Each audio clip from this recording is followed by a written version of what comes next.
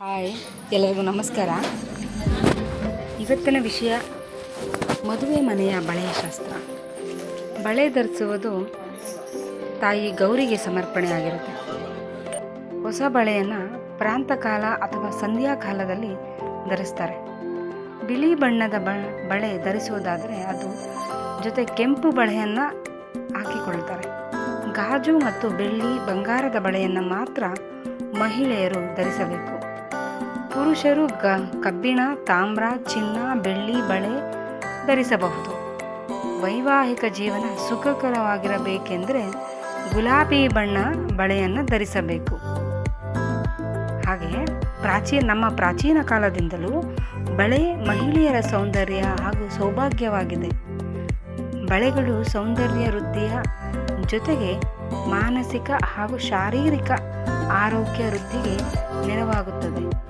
ಮಹಿಳೆಯರೊಂದೇ ಅಲ್ಲ, ಪುರುಷರು ಕೂಡ ಖಡ್ಗ ಅಥವಾ ಬ್ರಾಸ್ಲೆಟ್ ರೂಪದಲ್ಲಿ ಧರಿಸುತ್ತಾರೆ. ನಮ್ಮ ಜ್ಯೋತಿಷ್ಯ ಶಾಸ್ತ್ರದಲ್ಲಿ ಬಳೆಗೆ ಮಹತ್ವದ ಸ್ಥಾನ ನೀಡಲಾಗಿದೆ. ಬಳೆಯು ಸಾಮಾನ್ಯವಾಗಿ ಗೋಲಾಕಾರದಲ್ಲಿರುತ್ತದೆ. ಇದು ಬುಧ ಮತ್ತು ಚಂದ್ರನ ಪ್ರತೀಕ. ಕೆಲವರು ಗೊತ್ತಿರ್ಬೋದು, ಕೆಲವರು ಗೊತ್ತಿಲ್ಲದೇನೂ ಇರ್ಬೋದು. ಗೊತ್ತಿಲ್ಲ ಅನ್ನೋರು ನೋಡಿ ತಿಳ್ಕೊಳ್ಳಿ.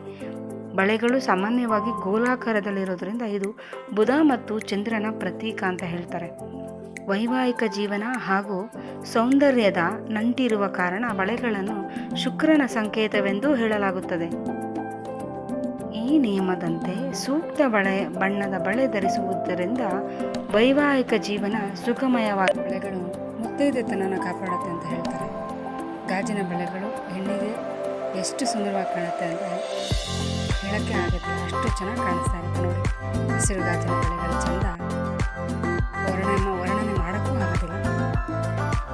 ಯಾರೆಲ್ಲ ಹಸಿರು ಬಳೆ, ಕೆಂಪು ಬಳೆ, ನೀಲಿ ಬಳೆ, ಅರಿಶಿನ ಬಳೆ ಧರಿಸ್ತಾರೆ ಎಲ್ಲರಿಗೂ ಖುಷಿಯಾಗಿರಿ. ಇದು ಮದುವೆ ಸಮಯ.